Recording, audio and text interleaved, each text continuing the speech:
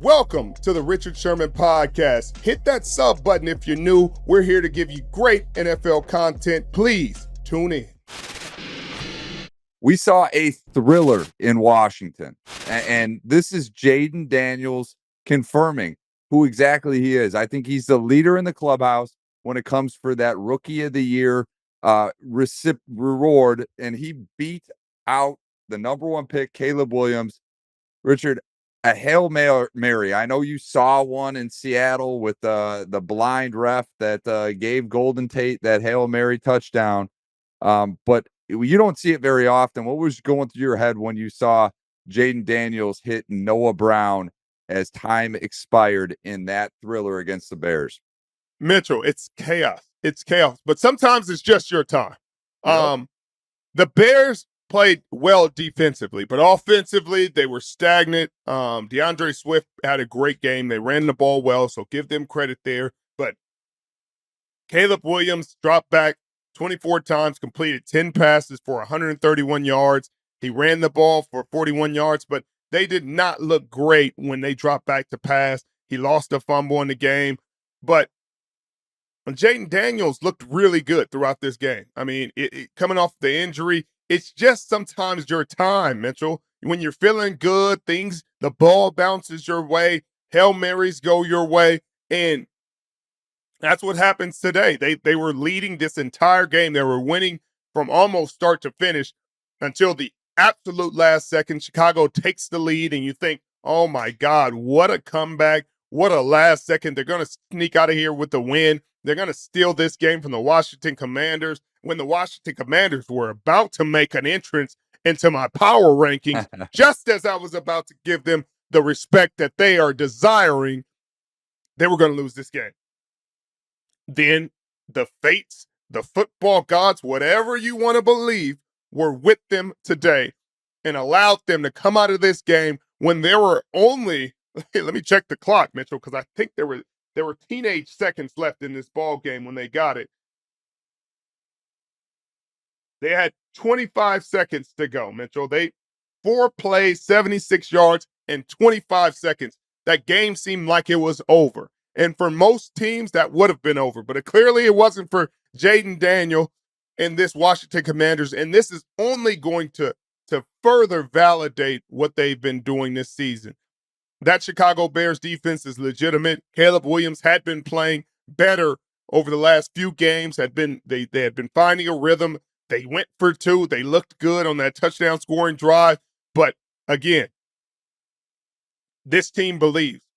And it's Dan Quinn and this staff, Kenny Norton over there on the defensive side of the ball, coaching the backers.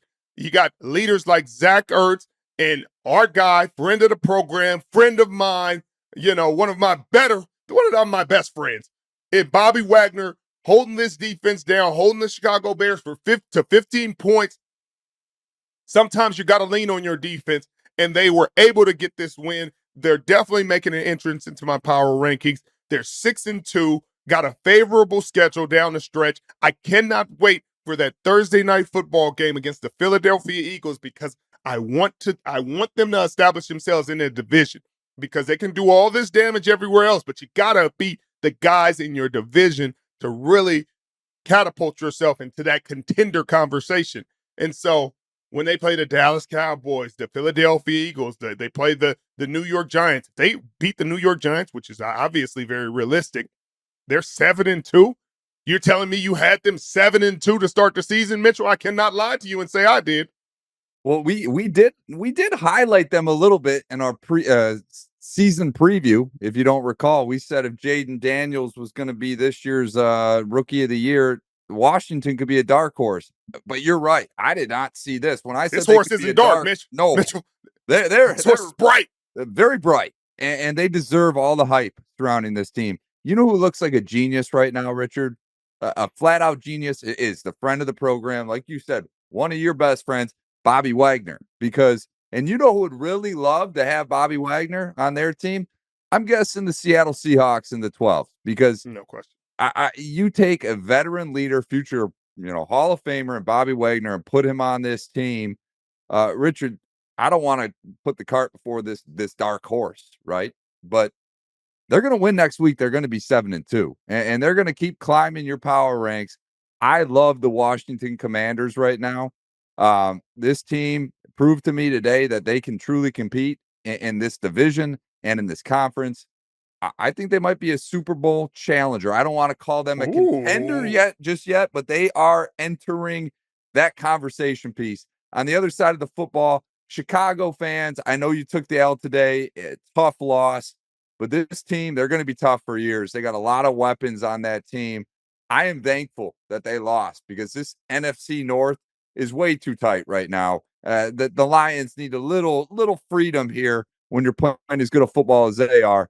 Well, Richard, And let's and take and, it and Mitchell, but you talk about the NFC North. The NFC West is crazy too because you sit right. there and say, Seattle, you got a chance to pull away a little bit, and of course they lose, and now they're at 500. Then the Arizona Cardinals beat the Miami Dolphins in Tua Tagovailoa's return, and now they're 500. The Rams are sitting at 3-4. Who they were about to trade away the farm.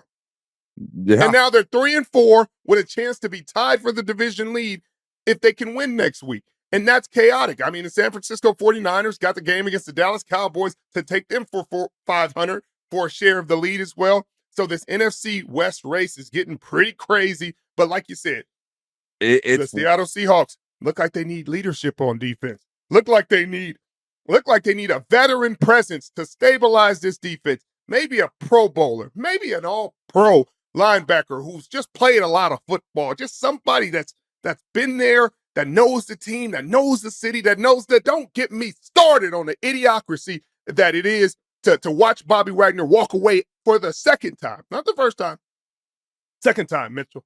And that is one of the more frustrating things of the offseason because then you trade for a linebacker, you trade for Ernest Jones.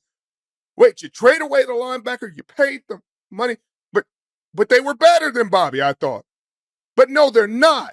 They're not. They were never because there are things you cannot measure. There are things that he brings that you don't see day in and day out. There's a standard set, but people are so quick to move on. They're quick to say, oh, the new thing's the better thing. It's not. And that's why people need to appreciate what they have instead of always looking for the future, always looking towards, oh, the grass may be greener over there. How about you water your grass? How about you appreciate what's on your lawn? You know what I mean? The grass that's been growing from a seed. You're watching one of the all-time greats and you say, oh, well, we need to do something different. You got a new head coach coming in, new system about to be installed. You want everything new, but you could have somebody that help bring this thing in smoother. But no, you don't. So you know who wanted him? Dan Quinn. Dan Quinn said, I'm going to be a new head coach. Adam Peters, who came from the San Francisco 49ers, got hired. And he said, you know who's a really quality player? Bobby Wagner. And he's on the market. Kenny Norton said, y'all know who y'all better call? Bobby Wagner. And they called him, and he's helping to elevate this Washington Commanders team and help bring this new regime in and establish a culture over there instead of in Seattle, where he would have loved to do that. Love to be doing the same thing he's doing in Washington, in Seattle, but they did not want him. And that's a whole story for a different day. But that's my rant and my TED Talk for today, Mitchell.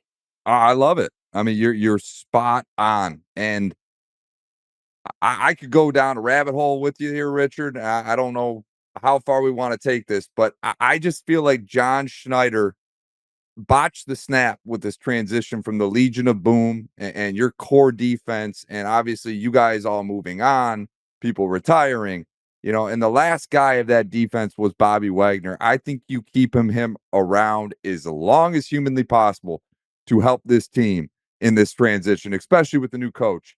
And they just did not do that. So we shall see. The season is still, they are still firmly in the mix of this division. Seattle's just got to get better.